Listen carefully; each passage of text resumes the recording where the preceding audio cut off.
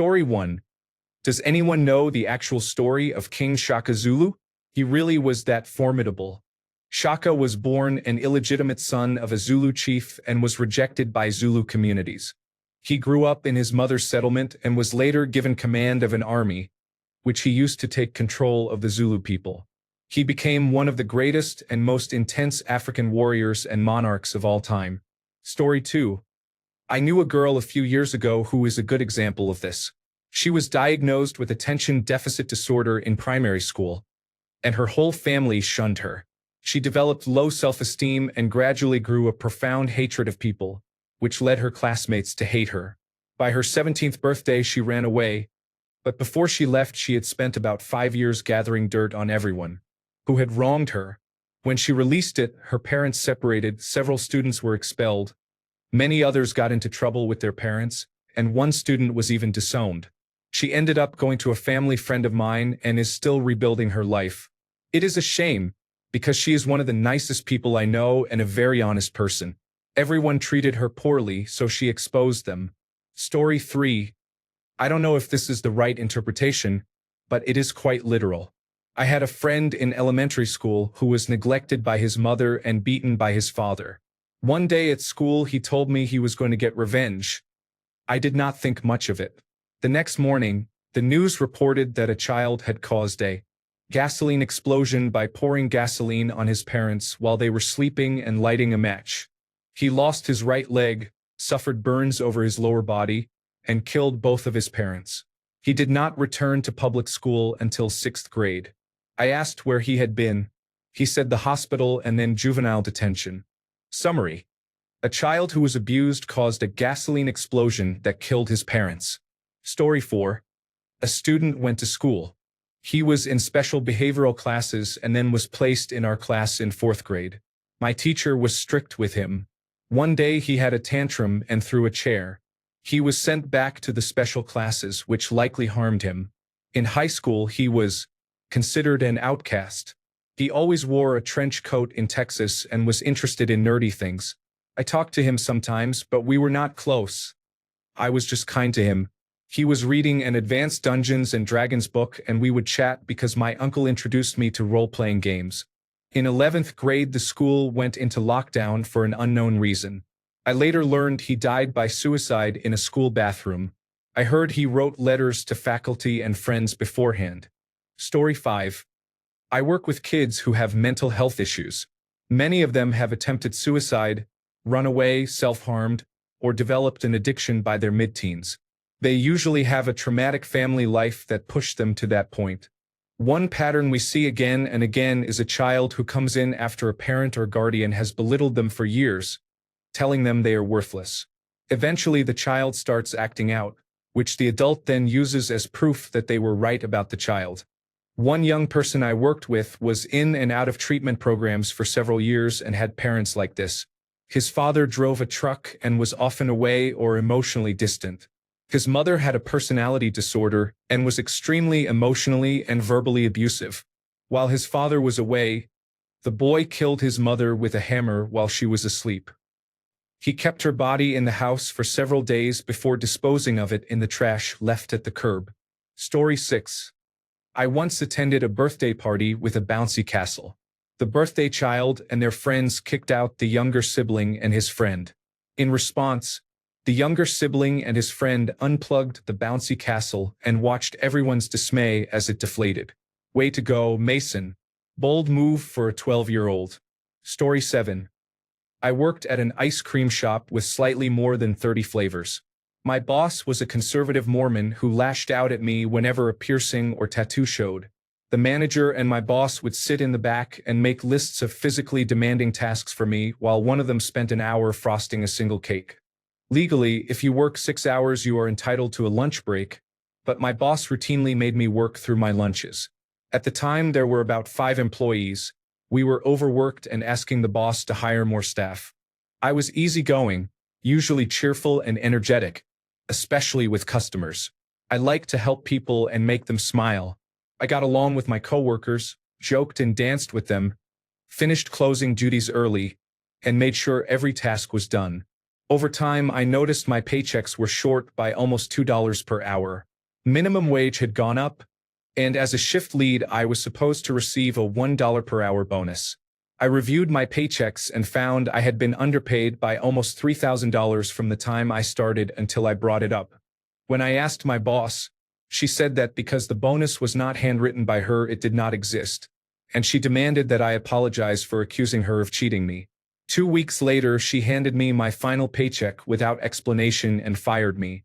When the other employees learned I had been fired, 3 of the 4 quit that day. The remaining employee was the manager who had harassed me and younger staff. Most of the others had been there less than 4 months and were inexperienced. They were overworked and stressed. I had brought a calm, upbeat presence during busy shifts and tried to make work more enjoyable for my coworkers. When they left, my boss cried. Soon after, California was placed on lockdown and she could not hire new staff because no one was applying. She closed the shop on March 26th and it has remained closed since. I was let go on March 24th. I drive past it every day on my way home, and it is still closed. I do not feel sorry. Story 8. I used to be involved in amateur radio after a short stint in the Army Cadets. There was a man in the East Midlands, United Kingdom, who was one of the adult instructors. He often told us about amateur radio and gave out old, cheaper equipment he was not keeping. He was a little odd, overly friendly with adults, and seemed to have social anxiety. I personally suspected he was on the autistic spectrum, but who knows? After I left the cadets and went to university, I stayed in touch on Facebook. We were in the same Facebook group for amateur radio hobbyists. He liked to do things by the book and stressed the importance of being responsible and socially conscious with our radio use. He was the same on Facebook, reminding people that Mrs. Miggins on her 10-pound handset would not know about transmission power, squelch, and other settings. He mentioned to a new member the importance of using only the public unlicensed channels, like Citizens Band Radio, in the United States on the correct, very low power setting of half a watt. He said this was because Mrs. Miggins trying to reach her child in the next street would not understand that she could hear you but could not reach you to ask you to be quiet for a minute. He was correct, and it is also a criminal offense to transmit at higher power on these frequencies, even though it is not enforced. This upset someone and he was kicked from the group for preaching. After unsuccessfully asking to be let back in, he erected a larger antenna in his back garden and fitted a fancy aerial on top, with a 30-watt transmission system. He now turns this on for several hours a day on whatever channels the radio club is using to teach them the importance of good etiquette. That means nobody can use certain frequencies for hours at a time, because it sounds like someone is having a one-way conversation on air. He could probably get arrested, but that does not seem to bother him. Story 9. Throwaway because fuck these guys. I worked at a very famous family-oriented company for almost 15 years. I was very good at my job but refused to brown nose or play dirty office politics, so I stayed in my original spot for a long time.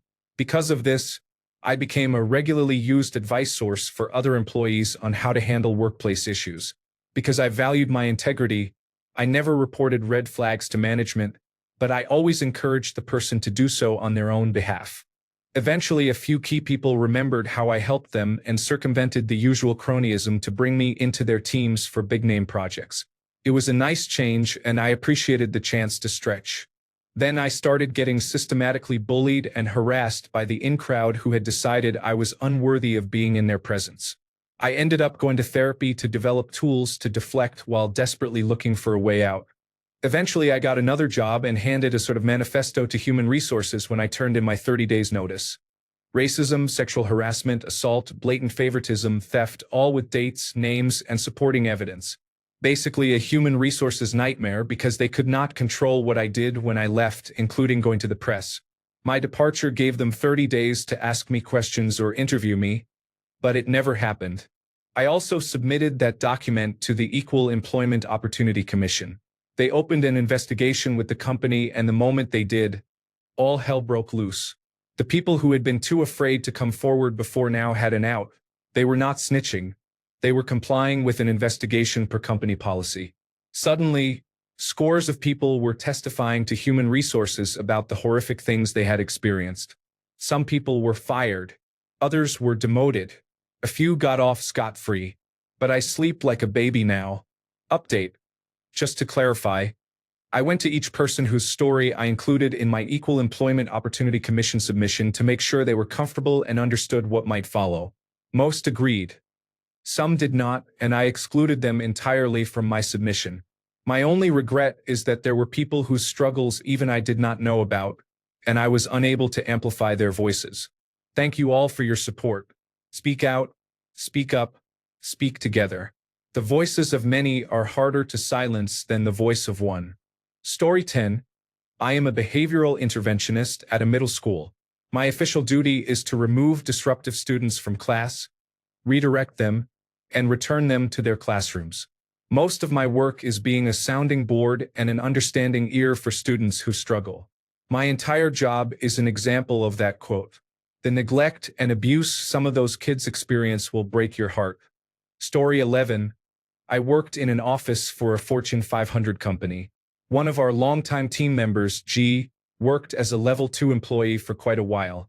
She was good enough to be a level 3 or level 4 employee, but never accepted the offer because she was a single mother who relied on public transportation and could not take on the additional demands. Her friend P started at the same time and advanced from level 3 to level 4. P and G got along until P discovered that G made more than P because G was constantly receiving merit raises and performance bonuses. One day G made an honest mistake. Our client had switched to a different billing protocol and she accidentally used the old method. Caused no harm, but P went to the level 4 employees and senior management and suggested that G be fired. They all went to human resources, who said there was no valid reason to fire her but could move her to a less desirable team that would practically guarantee failure. G realized what was happening and secured another job. We were going to be off for 4 days for Christmas. G quit on Thursday by leaving an after-hours voicemail. She knew the message would not be received until Monday morning, so she sent an email to the entire building scheduled to send at 11:59 p.m. on Christmas Eve. The email alleged that P was having an affair with her brother-in-law while her husband was deployed, that one senior manager had taken this job after being fired for embezzlement and losing his certified public accountant license, and that one of our male level 3 employees had requested a transfer because our married department manager was sexually harassing him. We arrived at 8 a.m. Human Resources and Information Technology arrived at 9 a.m. It was chaos Monday morning. Quite a few people quit that day, and to think it all could have been avoided. I later ran into G and P. G is thriving. The company gave her a stern phone call and tried to withhold her last paycheck. But that was all. P is a little more humble now. She was going through serious issues at the time, which does not excuse her actions. But the email was a wake-up call she needed. The level 3 employee is doing well. He quit a year later for a better opportunity. I will not say who it is, but it is not Procter & Gamble. Story 12. I got a police call to go to a school. I arrived and saw a teacher holding back a small child and another child who looked like he had been hit by a bus. His arm was bent backward, his face was bloodied, part of his hair had been ripped out, and he was on the floor as paramedics took him to the ambulance. I arrested the child who caused the injuries. While questioning him, he said, "I want to be noticed." It haunted me, so I filed a report to do a background check on the parents. It turned out the child had been neglected. Teachers reported that others would push past him and shove him and not even notice him. He smiled and said, "People finally looked at me. It's been so long." I felt horrible and passed the case to someone else because I could not handle it. Edit. I speak French and filled out the forms in French. I'm not that good at English. This happened in Quebec, where French is the main language, or at least where I was. Story 13. My brother. My family was not loving. I coped by venturing out and exploring on my own. I would leave early each day and explore nature, only coming home for food. My brother coped with the lack of love through sex, drugs, fighting, parties, and theft. He had a deeply distorted view of needing love. He acted as if, when he did not get love, the world deserved to burn. He went to prison as a teenager. He got out in his 20s, tried to be good for a year, but could not find his idea of love, so he started burning the village again and went back in. He got out years later, tried to go clean, and this time found love.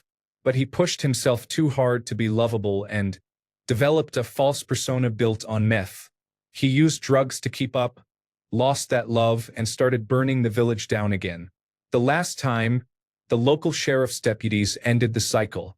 During the chase, they shot his windshield, he veered off a cliff and died. It became the headline of the local news. I think I may forever compare my life to my brother's. How could we be so different? We had the same parents and endured very similar pains. I did not choose to burn down the village. I chose to distance myself and survive. He went nuclear. The village did not stand a chance. Story 14. I do not know if it fits 100%, but I will share it anyway. There was one kid I went to high school with. He was incredibly sheltered by his parents to the point where he could not leave his driveway or watch most shows on the Disney Channel. All of a sudden his parents had a change of heart and gave him a lot more freedom. He became involved with the wrong people online and ended up a neo-Nazi. Let this be a lesson in why you should not shelter your children. Story 15. My former workplace had major safety and human resources problems. No matter whom I notified, whether the Occupational Safety and Health Administration or others, nothing ever happened. As head of information technology, I knew leaving would cause problems. Not only did I quit, but I also convinced the director of customer relations and several other senior managers to do the same. This caused the company to lose $275,000 of its usual annual $290,000. Since then, all issues have been fixed. Story 16.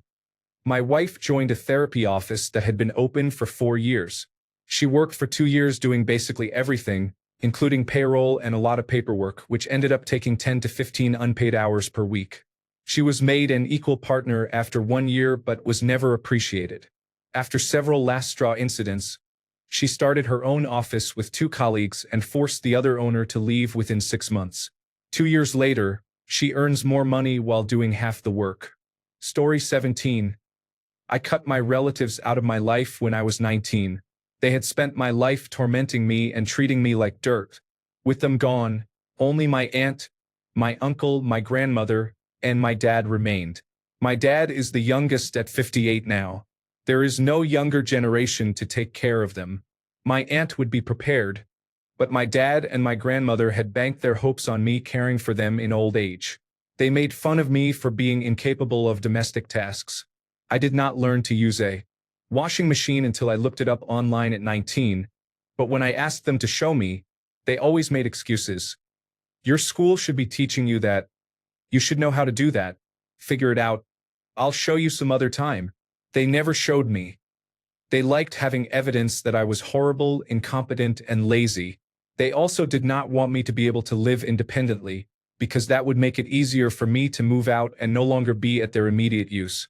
I lied and said I was required to live on campus for the first year when I went to university. I wasn't planning to cut contact yet, but I was desperate for a taste of independence.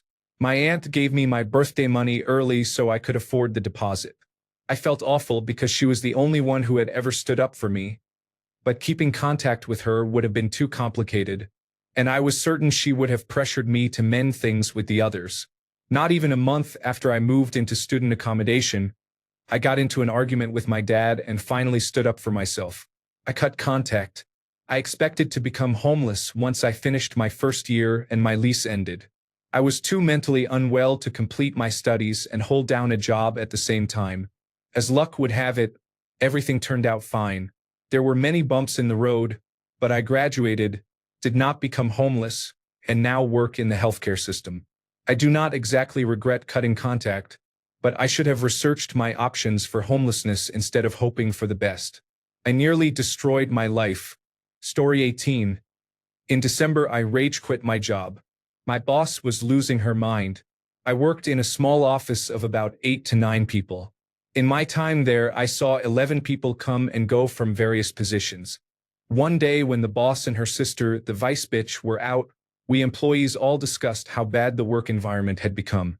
Micromanaging, no autonomy or flexibility, and so on. It was not a good place to be.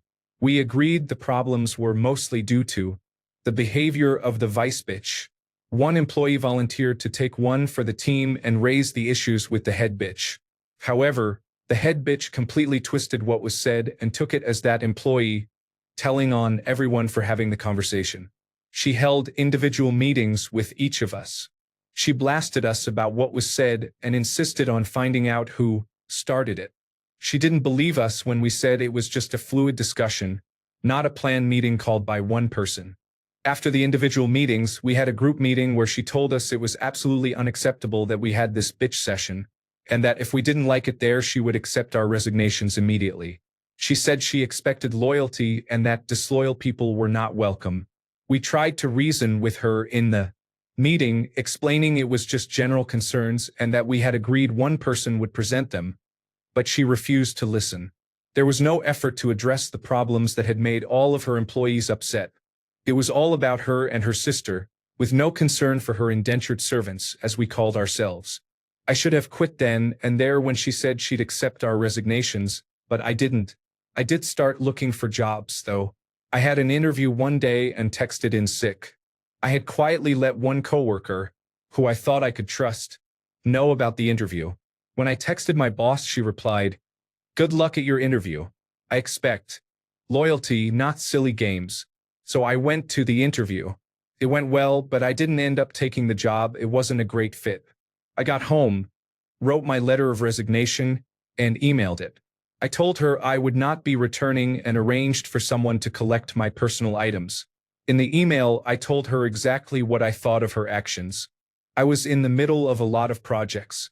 This was an e-commerce company, so I can see a lot of what's being done by checking the website. A lot of work stalled or was restarted completely. It definitely set them back. And the person who I'm pretty sure ratted me out about the interview was running herself ragged and working many late nights, from what I heard. I am still friends with one person who works there and is desperately trying to get out. She said they now have daily affirmations, chosen by the boss, that they must recite 3 times a day. On Mondays, they receive a sheet with the week's affirmations printed out. I only wish she had tried that while I was there. She would have gotten a piece of my mind. Story 19. This could be applied to my soon-to-be ex-husband. He has issues with his mother, father, and siblings. His parents divorced when he was in grade school, and no one really parented him from that point forward. His father left. His mother, in my opinion, has no sense of accountability and can never be wrong, so she was not a great role model. She restarted her career after the divorce and left him behind. My husband never really healed from the aftermath of his parents' divorce. I can understand. My own parents' divorce negatively affects me to this day in some ways. My parents are the polar opposite of his. They are extremely involved and giving. The more my parents involved themselves in our lives, the more he realized what a parent was supposed to look like. When our baby was born, and my parents worked to be helpful and to bond with him, it put a giant magnifying glass on the abandonment issues he had buried and avoided his whole life. This year he cracked and ran away with someone. He threw me and my loving family away, but briefly got the attention he craved from both his neglectful, absentee parents in his time of crisis. That did not last long. He burned our marriage and the life we had built for more than 10 years. He felt so sad and wanted me to feel as badly as he did, but any warmth he enjoyed from doing so quickly dissipated. He regrets everything. Update. We have been separated for months, but within the past 6 weeks he has been trying to open the door. I have been patient with him and encouraging while he tries to find the right specialists. He called me tonight to tell me he is back with her. So I guess he does not really regret anything. I need to redact that last sentence. I would not want to be inaccurate. For your information, I was still in denial about having to get a divorce. It is stupid, but I wanted to work through some of this even if we could not stay married through therapy. Hold me accountable, Reddit. I am 100% done. Story 20. I did this at my last job as a rehabilitation technician in a nursing home. After a couple of months, I was treated poorly. My workload was literally doubled and nobody listened to my concerns. I begged them to hire a second technician, even part-time, so I could breathe and protect my mental health. They always refused and piled on more work. They blamed me when patients did not comply, ran me around for hours, cut my lunch hour for no reason, and refused to give me any pay raise when the minimum wage increased. I was at my wit's end, and everyone except my manager and the therapists could see it. I also experienced a privacy violation that I wish I had reported to human resources. I was forced to tell my manager why I needed to take a day off and to disclose the medical procedure I was having. On another occasion, a therapist and my manager told me I was clearly gaining weight and laughed about it. I was so angry that I put in my 2 weeks notice, but I could not make it past 2 more days. After one horrible, busy morning, I packed up my things during my break, clocked out, and went home. I texted my manager that I would not be coming back and then blocked her. I felt bad about leaving like that, but nurses and aides were telling me to quit because they could see how miserable I was. About a week later, the facility went into lockdown because of coronavirus disease 2019. Story 21. I was abused, and to this day most of my family does not acknowledge it. I never felt safe or protected, so I lashed out a lot. I was standing up for myself and calling out the harmful behavior in our family, but nobody wanted to hear me, because I would not be silent. They accused me of tearing the family apart. Now my father lives in another state, although my parents are still together, and our family is a mess. In a dysfunctional family, you are expected to sweep everything under the rug and accept what comes. Story 22. Not embraced so much as smothered. He was held so tightly he could never break free. I grew up with a man who was never allowed to do anything by himself.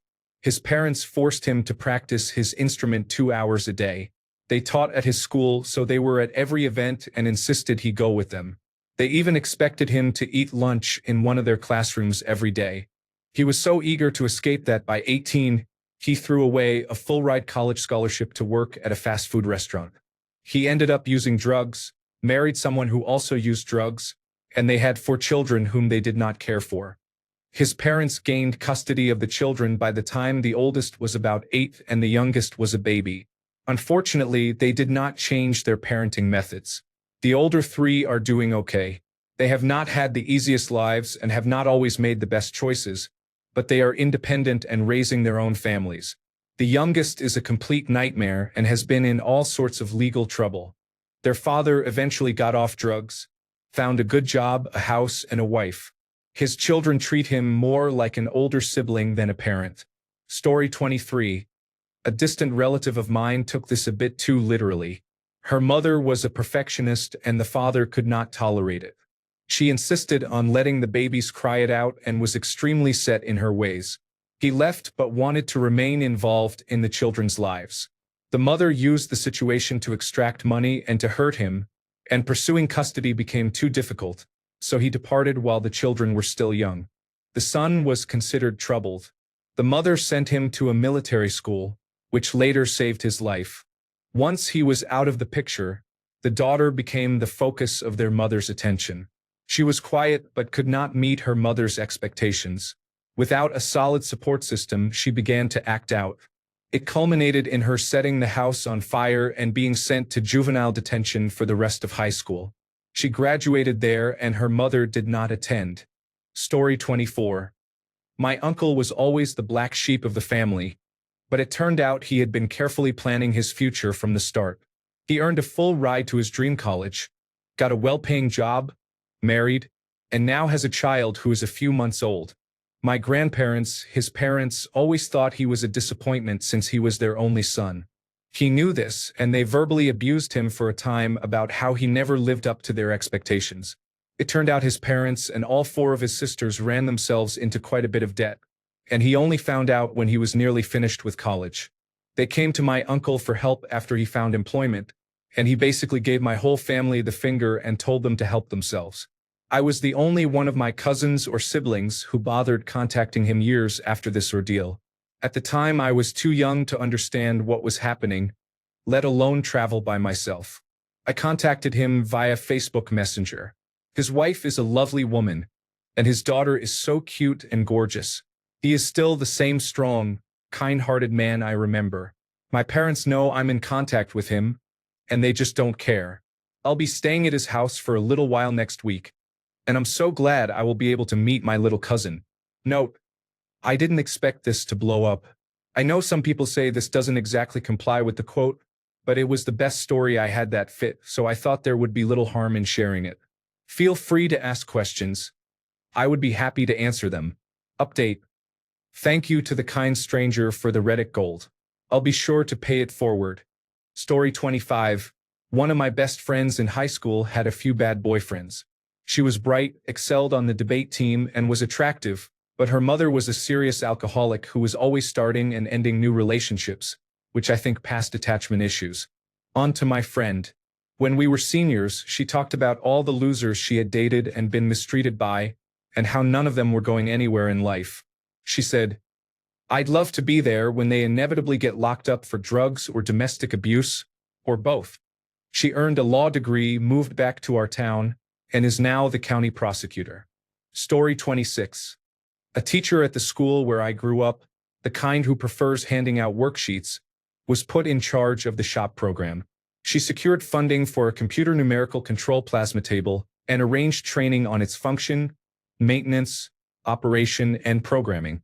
She did not attend the training.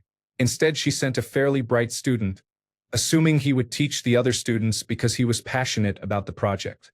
A few months later, as gossip spread in the small town, she began bad-mouthing and spreading rumors about the student. As they got to know each other, they developed a mutual dislike. Because the student had transferred from a public school to the charter school, he told his parents he wanted to return to the public high school. He left quickly, taking his knowledge and possibly one or two cables. Last I heard, she was no longer a teacher and the plasma table was sold. Story 27. Hitler was not popular. The same was true of Ceausescu. He was friendless his entire life. Stalin was beaten by his father. This pattern continues. Story 28. I ended up crying after writing this, but here it goes. I worked as a nanny for triplet boys who I started caring for when they were 18 months old, and a little girl from birth for more than 4 years. I was paid minimum wage but received free rent and food, so it was fine with me. After 4 years, I still had no salary increase. They were separating in the last few months of my stay, and I did not ask for a raise because I did not want to add to their problems. I took care of and disciplined the 4 children, cooked their meals and their parents' meals, and cleaned the house. I was paid 10 Canadian dollars for my overtime. During the last 4 months of my stay, I also cleaned 2 additional houses after the parents separated. No extra pay was given, and I was too nice to ask. I agreed to stay until summer because the kids needed me while they were adjusting to the new situation. I worked part-time as a house cleaner. When the coronavirus disease 2019 hit, my employer was not happy that I was working outside. I took precautions, practiced social distancing while cleaning houses, and wore a mask and gloves the whole time. When I cleaned, the homeowners left me alone, so there was really no close contact. We also had very few cases in Ottawa. The father became so paranoid about the coronavirus disease that he sent me the message he had sent to his ex-wife. In his message he wrote, "Hey Kay, I am not really comfortable with Jay going out and cleaning other people's houses while the coronavirus disease is going on. As I told you, I do not need her and am only keeping her because of you." Thoughts. I was filled with anger. I had given 4 years to their children, whom I loved so much that I had turned down a job offer to stay with them while they adjusted to the separation. For years of hard work only to be told I was not needed, as if I had begged them to keep me. I thought I was part of their family.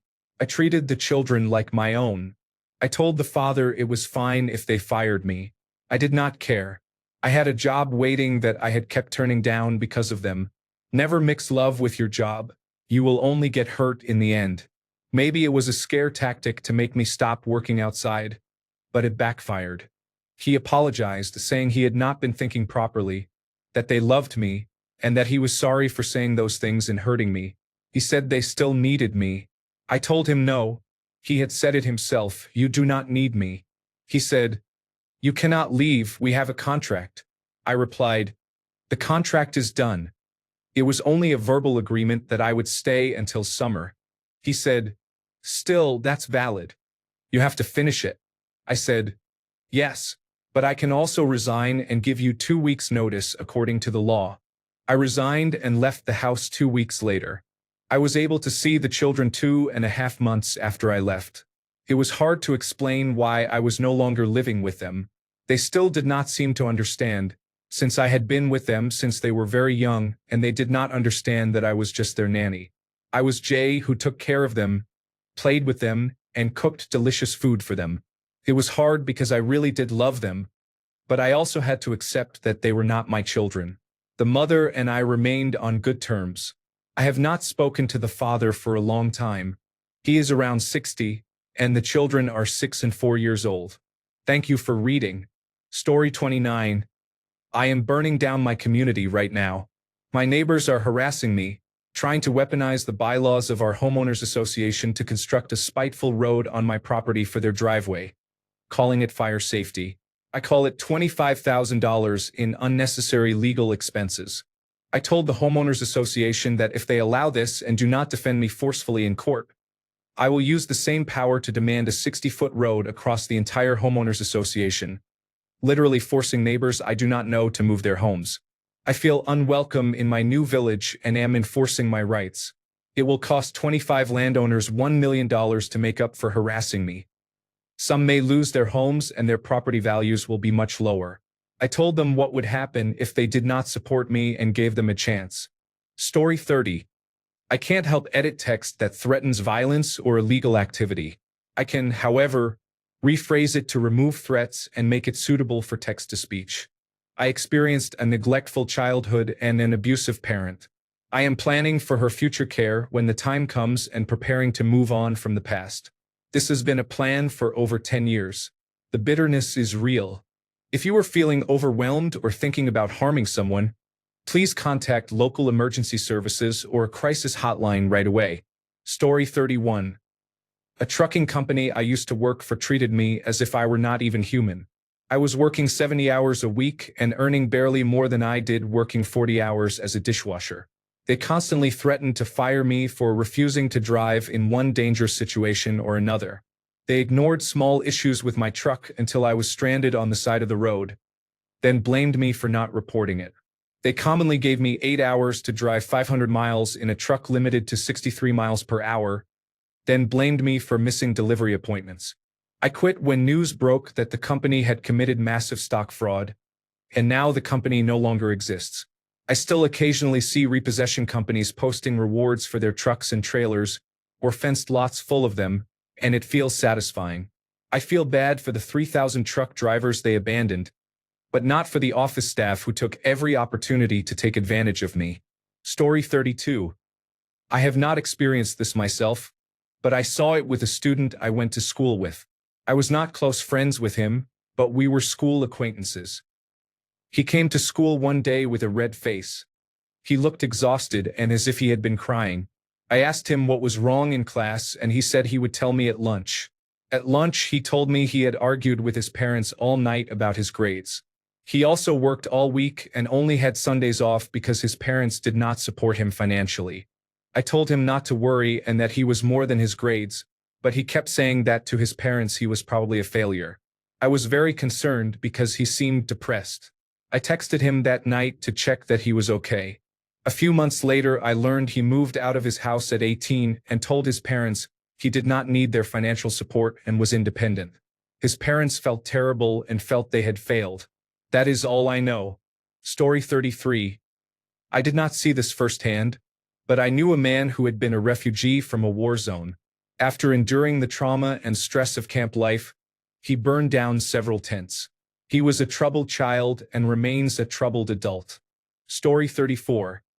Many people raised by narcissists or who experience childhood abuse are unable to heal afterward.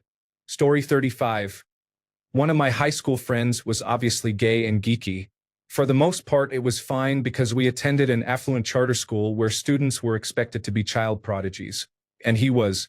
He was in all the advanced math and physics classes, and by senior year, he could probably have taught most of them. I started noticing things going wrong in junior year when a teacher called him out for wearing a skirt on Spirit Day. He wore normal clothes otherwise. It was just a tulle tutu in the school colors. No big deal. Except we lived in one of the most homophobic, conservative Christian areas in the country. He was nearly suspended, nearly sent home, and although the action was masked as a punishment for littering, Administration essentially canceled that year's Halloween party. I also remember the headmistress, the civics teacher, and the financial literacy and computer technology teachers encouraging a significant part of the student body to use anti-lesbian, gay, bisexual, and transgender slurs.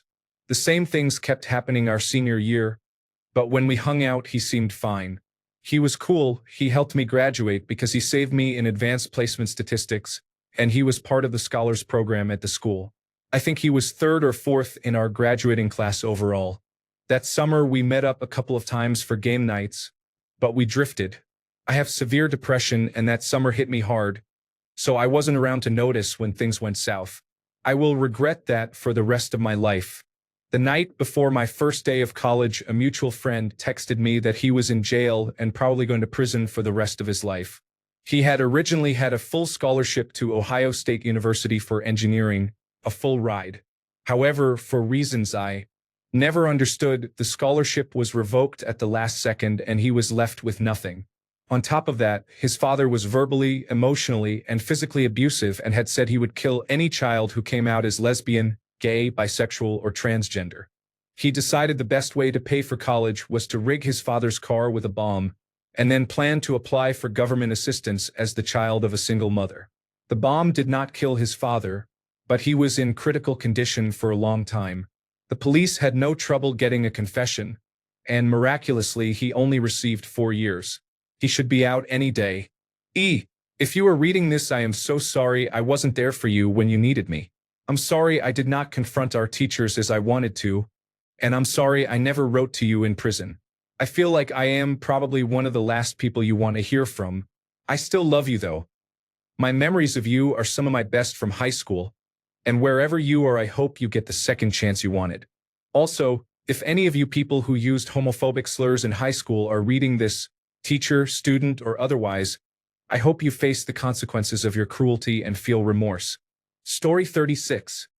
My twin brother is on the autism spectrum. My mother would give in to him all the time, and I had to give up a lot to appease him. I love my brother, but I resent him. My mother raised 4 children, and when my brother had a fit and said horrible things, I was told I had to understand that his brain works differently. I had to go to therapy, and the therapist was the only way I could communicate. Things are better now, but I still resent him because he made me feel unwanted and less important. Now, when he is upset with me and my mother talks to me, I cannot be understanding. If she tries to explain, I shut it down because I cannot deal with that behavior anymore. Story 37. I think this dynamic is present in most criminal cases. Story 38. A story on the pro-revenge subreddit told of a man whose mother had been raped and gave birth to him. He was bullied by everyone, including his grandmother, because he was seen as an unholy child. He grew up to become an inspector of towns and was later assigned to his hometown. The town was in poor condition, but because he grew up there, it usually received a free pass. He left a bad review that ruined the town financially, and he felt very satisfied. I do not know if this counts as revenge, but there it is. Story 39. I work with emotionally disturbed children and see this often. Very rarely do children become emotionally harmed without some level of family trauma. I taught a child who was a victim of domestic violence. The house was burned down with the family inside. Fortunately, everyone escaped, but the father suffered severe burns. I taught a child who had severe family trauma but was eventually returned to his mother after she became sober and started a new family. Once, in the middle of the night, he went downstairs, poured olive oil on the tiled floor at the base of the stairs, and began yelling, "Help!" The mother ran down the stairs, slipped on the oil, and broke her arm. Could have been much worse. After several more violent incidents, he had to be removed from the home. I have dozens of similar stories of children who lash out at their abusive families. Story 40. Have you ever watched Avatar: The Last Airbender? I gained this insight from Azula, especially after understanding the unspoken elements of her story and what made her the way she was. Story 41. You could apply this to many minority groups that become insurgencies. This reminds me of a quote by John F. Kennedy. Those who make peaceful revolution impossible will make violent revolution inevitable. Story 42. No one wanted me. So I severed all ties and joined the army at 17 years old. I no longer crave affection from people who do not care for me. Most importantly, I created my own family filled with love and warmth. I am married. My father hates it, has never spoken to my husband, and disapproves of my cats. The village was cold, so I left and built a community that radiates warmth and love. Story 43. There are countless murderers, arsonists, suicide bombers, and others. As a society, we embrace abandonment and neglect our most vulnerable at every opportunity. Instead of creating environments where everyone can flourish, we degrade one another to convince ourselves we are the best because we are the least bad. That does not stop us from acting badly or from harming the world. Story 44. In high school, I saw this a lot. I met a man who by all accounts was very poor. He said he lived in a trailer and wore the same basic outfit every day. You could tell he was a sociopath within 5 minutes. He openly preached Nazi philosophy, said women were objects, used a racial slur, and admitted he was a psycho who would likely become a serial killer. I will call him Psycho for convenience. The clique he joined was a group of male outcasts who mostly fit the incel stereotype. They hated each other and started drama constantly. After a few years, Psycho came up with a plan to start drama that would get two of those guys to turn on each other and have a big fight. I wished him luck because both of his victims had been harassing me for months or years. Even though he was more depraved than them, Psycho and I had only ever had one fight and ended our beef there. I never would have talked to him if I had more friends. The only reason I got wrapped up in that group was that one of my only 2 friends occasionally hung out with them. Within a couple of weeks, the entire group stopped sitting together and the 2 that Psycho singled out were screaming at each other in the halls. I was grateful because it meant my friend who sometimes sat with them never did again and I did not have to be around them. By the end of high school, whenever I saw Psycho's 2 victims, they were always alone and depressed. But Psycho himself had made new friends, some of them black men who thought his Nazi ideas were hilarious. Thanks a bunch for sticking around till the end of the video.